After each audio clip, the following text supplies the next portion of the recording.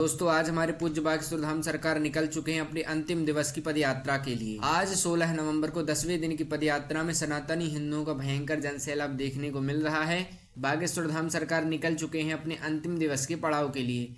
पूज्य महाराज जी के साथ सभी भक्तों को करीबन 14 किलोमीटर का सफर तय करना पड़ेगा। पदयात्रा का विश्राम श्री बांके बिहारी मंदिर में होगा और दोपहर का कार्यक्रम 4 धाम में होगा, जहां पर 3.0 की घोषणा की जाएगी। आप में से कौन कौन इस पदयात्रा में शामिल हुए हैं कमेंट करके जरूर बताइए। वीडियो को अंत तक देखें, वीडियो में बने रहें।